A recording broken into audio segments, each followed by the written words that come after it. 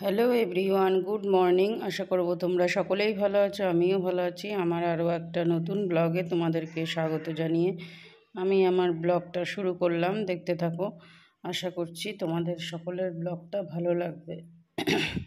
তো আমি চ্যানেলের নাম ঝুমার সংসার ঘর সংসার রেখেছি। তার কারণ হলো ডেলি ব্লগ উইথ ঝুমা, ওইটা চেঞ্জ করে এইটা রাখার কারণ কি বলো তো? এই চ্যানেলটা আমার বর আগে সাবস্ক্রাইব করেছে, ঠিক আছে? বরকে না জানিয়ে এই চ্যানেলটা খুলেছি, ঠিক আছে? ওর জন্যেই আমি এই চ্যানেলের নাম চেঞ্জ করলাম। আবার ডেইলি ব্লগ উইথ ঝুমার থেকে ঝুমার ঘর সংসার দিয়েছি চ্যানেলটা। কি বলো তো বন্ধুরা, আত্মীয় পরিজনের কাছে ধরো আমার চ্যানেলের নাম বললাম, তারা সাবস্ক্রাইব করে দিল, কিন্তু তারা তো ভিডিও দেখবে না, তারা হিংসা করবে যে ও তোর ভিডিও দেখবো, তোর পয়সা ইনকাম হবে কেন, তোকে আমি আমার নেট খরচা করে তোর ভিডিও দেখে পয়সা ইনকাম করাবো তোকে। এটা একটা আত্মীয় পরিজনের মধ্যে প্রচুর কিন্তু হিংসা। হ্যাঁ, তো তার জন্য আমি এই চ্যানেলটা কাউকেই দিতে চাচ্ছি না। আমার বর দেখবে সেটা না, কিন্তু ওই যে আমি কোথাও যদি যাই না যাই সেটা ও আবার ভিডিও দেখে দেখে আবার আমাকে বলে কোথাও গেলে। তো এই হচ্ছে ব্যাপার, ওর জন্যই আমি আবার চ্যানেলটা চেঞ্জ করে এই ঘর সংসার ঝুমার ঘর সংসার নামটা রাখলাম। কেমন হয়েছে নামটা তোমরা একটু কমেন্ট সেকশানে জানিয়ে তো। তো সকালবেলায় গাছগুলোতে, এই যে ইনডোর প্ল্যান্টগুলোতে জল দিয়ে নিচ্ছি। প্রচণ্ড খরা এখন, যা গরম পড়েছে বাবা, প্রচণ্ড গরম।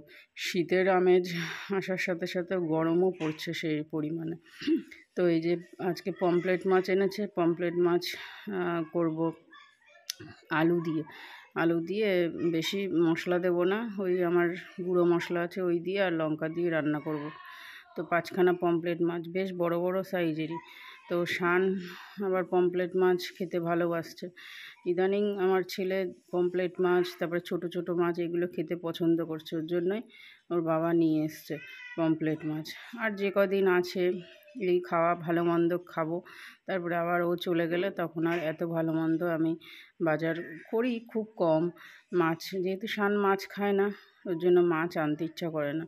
এই একা তখন আর খেতেও ইচ্ছা করে না, এখন রয়েছেও, ওর জন্যই মাছ টাছ বেশি খাওয়া হচ্ছে। তো জিরে আর শুকনো লঙ্কা ফোড়ন দিয়ে দিয়েছি, আর মাছের মাথাটা ভেজে নিলাম, পুঁই শাকে দেবো।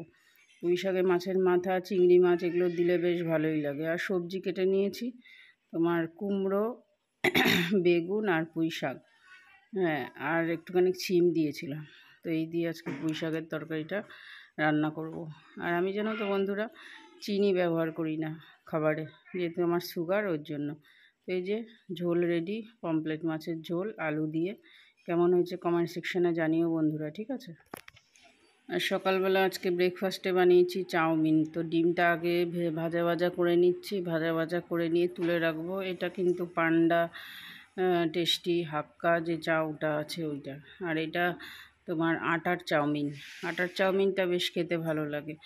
তো ময়দা যত না খাওয়াই ভালো, আটা খেলে তো কোনো অসুবিধা নেই, ওই জন্য আটার চাউমিন কিনে নিয়ে এসছে কালকে রাত্রিবেলা।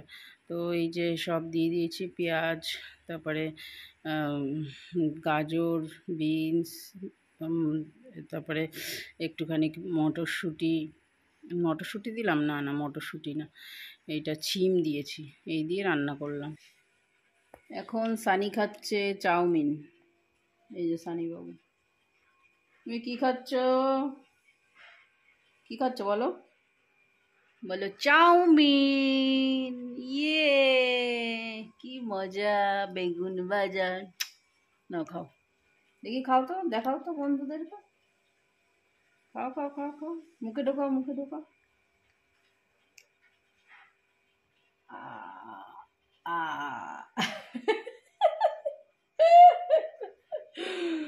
আবার হাসে মিচকা শয়তান। ঠিক আছে, তো খাও তুমি, আমি জল খাই। শীতের মরশুমের গ্যাদা গাছ, এটা হচ্ছে গ্যাদা, এমনি নর্মাল পুজো টুজো দেওয়ার জন্য। আর এইগুলো ইনকা, এগুলো একদম মাটিতেই লাগাবা না? না টবে? কোনগুলো? এই যে ইনকাগুলো।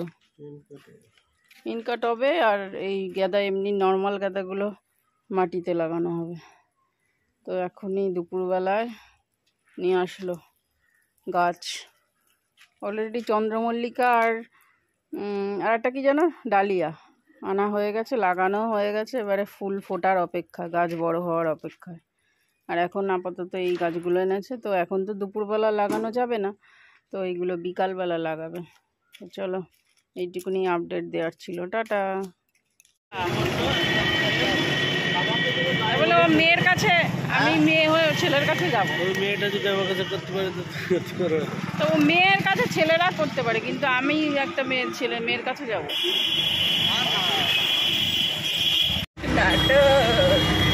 নাটকে আর হচ্ছে না। যাচ্ছি আমরা বনগ্রাম।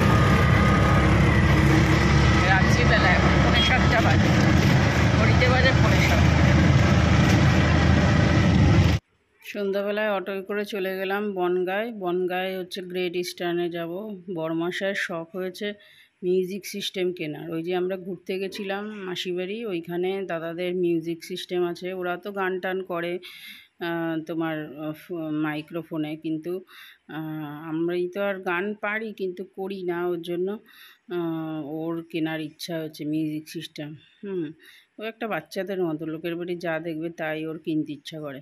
তো যাই হোক, গ্রেট ইস্টার্নে চলে এসেছি। এবারে অনেক রাত হয়ে গেছে, 7টারও বেশি বাজে। তো এখানে দেখছি, এই যে মিউজিক সিস্টেম দেখছি, আর কত বড় বড় টিভি, বাপরে বাপ। এই যে এই ছেলেটাই বলছিল এই মিউজিক সিস্টেমের ডিপার্টমেন্টে মনে হয় ওই আছে, টিভি ফিভির ডিপার্টমেন্টে। ওই সব কথা বলছিল ওর সাথে, ইএমআই করে নেবে সেই সমস্ত আলোচনা করছিল।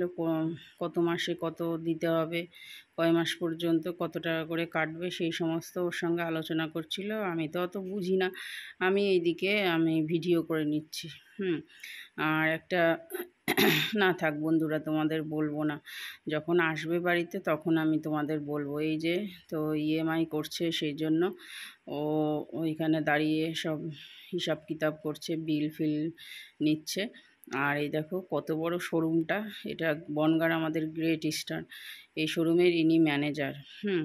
অনেক বড়। এখান থেকে আমার সব কিছু কেনা, এসি, তারপরে ওয়াশিং মেশিন, তারপরে টিভি, ফোন, আমার বরের ফোন, তারপরে তোমার মাইক্রোওভেন, মোটামুটি সব গ্রেট ইস্টার্ন থেকে কেনা আমাদের। ওই জন্য একটা ভালো পরিচয় হয়ে গেছে ওনাদের সাথে।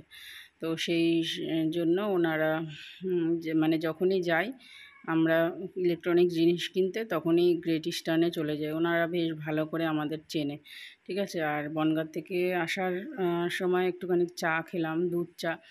আর এখন অনেক রাত্রি বেজে গেছে, 8:30 বাজে। তো চলো, আজকের মতো ব্লগটা এখানেই শেষ করছি। নেক্সট ব্লগে দেখা হবে, ততক্ষণের জন্য তোমরা সবাই সুস্থ থেকো।